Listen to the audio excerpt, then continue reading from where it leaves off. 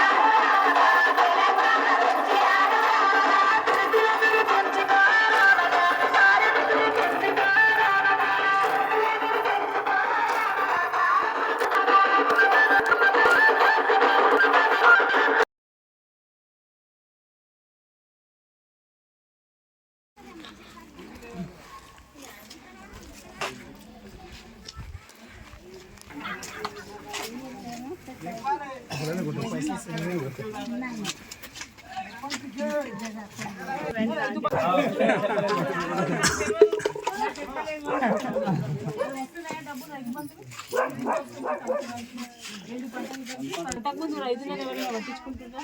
ఎవ్వరు పట్టించుకుంటారు. కేసీఆర్ సార్ వచ్చిన తర్వాత మరి రైతులకు మోసం వద్దుపోయింది. ఇవన్నీ పెట్టుబడికి డబ్బులు ఇవన్నీ పైసలు ఇస్తుండే కదా మనకు. ఇంకొకటి ఏమైనా లాగిన పట్టాను మనకు పట్టా కనిపించింది.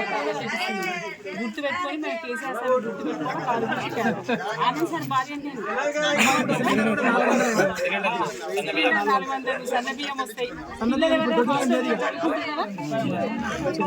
పెద్దగా మంచి కింద కూడా 3,000 అన్నికి వస్తాయి 3,000.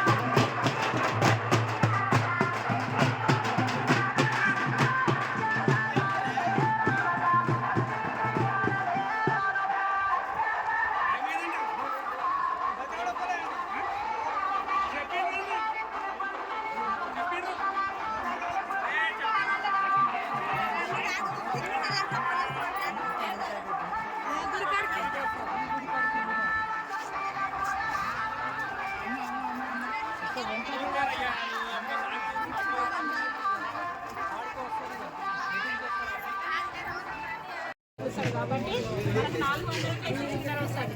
మనకు ఫస్ట్ కష్టాలు ఏంటంటే మనం తినే వంట మనం కట్టెలకు కూడా ఇబ్బంది ఉంటుంది మనకి ఇప్పుడు. కాబట్టి 400 సిలిండర్ వస్తుంది. మన ఇంటి కాడికి నీళ్ళు వస్తున్నాయి. అన్ని అంతకుముందు నీళ్ళకి ఎంత దోశ ఉంటుంది. బిందెలు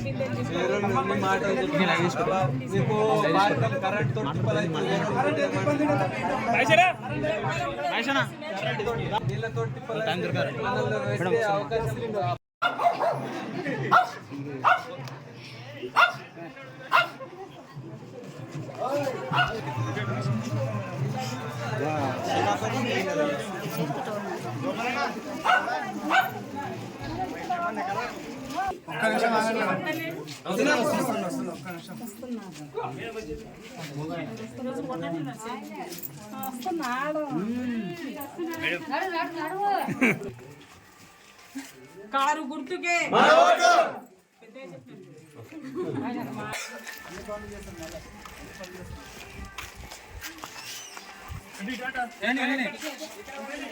అయిపోయింది.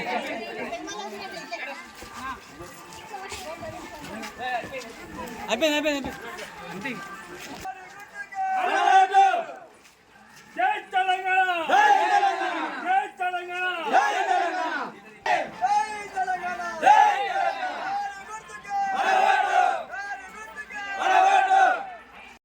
ఆనంద్ ఫౌండేషన్ ఫౌండేషన్ ద్వారా మేము ఎన్నో సేవలు అందించాం. మేము ఇందాక కూడా అక్కడ చెప్పిన చాలా మందికి.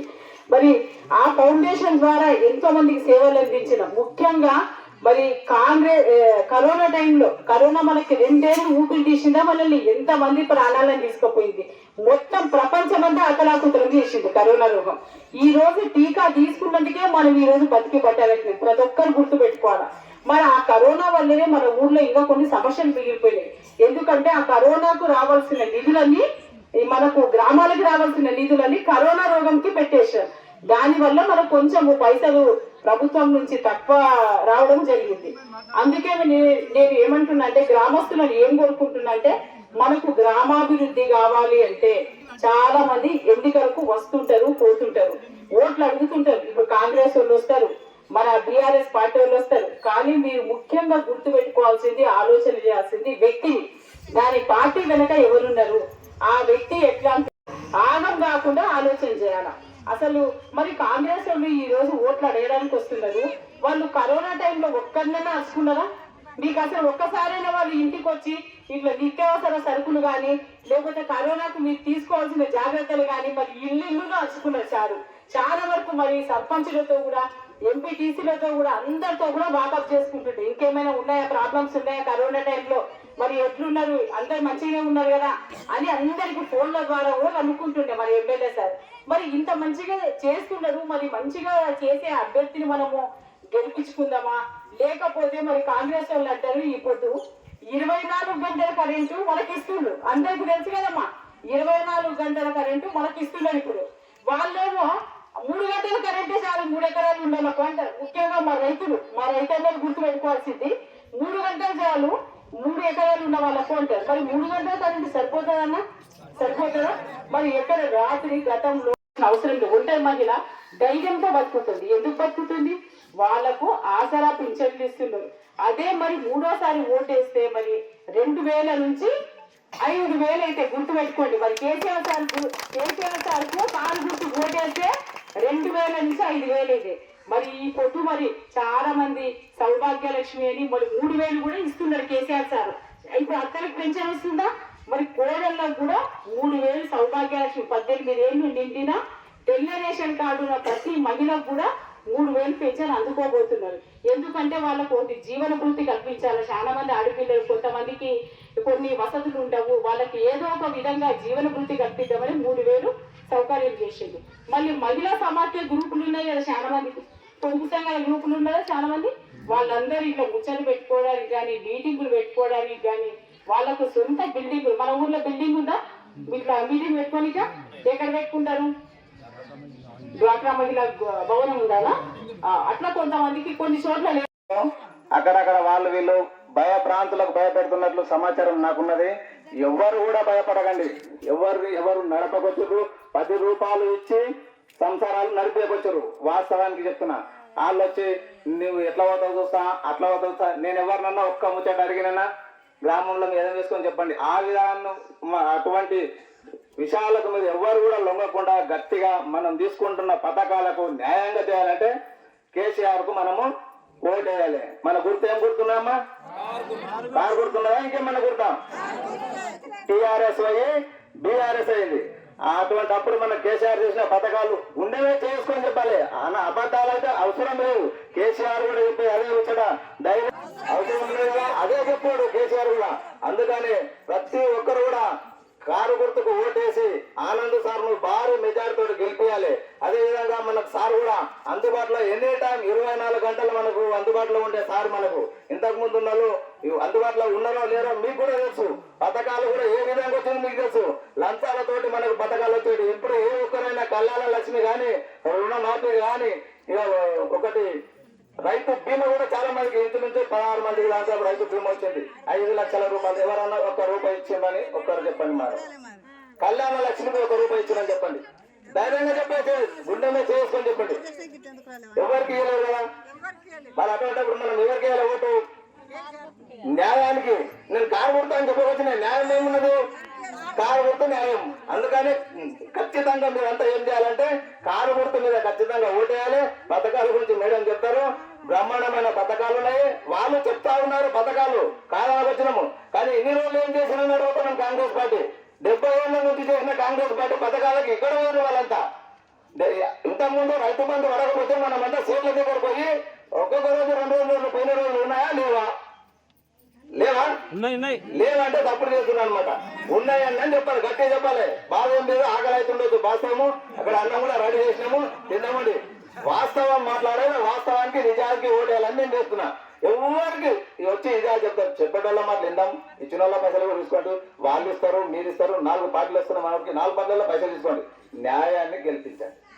నీ ఇంటికైనా కూడా ఒకసారి ఆలోచన చేసుకోవాలి. స్వాగతం పలికిన మా కోట్పల్లి మండల కొత్తపల్లి సర్పంచ్ మల్లయ్య గారికి, అట్లాగే సంగమేష్ గారికి, యువ నాయకులకు నాకు అన్యతా భావించదండి, చాలా మంది పేర్లు తెలియవు. మా బీఆర్ఎస్ పార్టీ నాయకులకు, మా మైనార్టీ సోదరులకు, ముఖ్యంగా నాతో పాటు ఇంతవరకు ఎండలో తిరిగిన మా అక్కలకు, చెల్లెలకు, అందరికీ తండ్రి సమానులైన పెద్దలకు అందరికీ పేరుగా మనస్ఫూర్తిగా నమస్కారాలు. మరి ఏదైనా సరే మనం ఒక మాట అనుకుంటాం, వెంకటికి మంటి పనికైనా ఇంటోడు ఉండాలి అంటాం. మరి అదే మనకు ఇంటోన్ లాగా ఈ రోజు సారు మరి గెలిచి మన మధ్యలో ఉండి సేవలు అందిస్తున్నాడు అనేది అందరికీ ఎక్కడనే. సార్ది దారూరు మండలము కెరెల్లి అందరికీ తెలుసు కదా. చాలా మంది ఇక్కడ మా ఊరు అడవిలో కూడా ఉన్నారు, 2 కలిసి ఇప్పుడు నాకు. ఇప్పుడు నేను ఈ రోజు గడపకు ప్రచారం చేసిన. మరి ఎందుకు చేసిన, గతంలో కూడా నేను ఎంతవరకు వచ్చిన, మన మోటిపల్లి ఆ గ్రామాల వరకు వచ్చినా కానీ కొత్తపల్లి గ్రామంకి రాలేదు. కానీ నా దగ్గర చాలా మంది పేషెంట్లతో బంధం ఉంది, ఎంతో మంది నా దగ్గర చూపించుకున్నారు. ఈ వచ్చి ఎంతమంది ప్రాణాలతో పోయిండ్రు.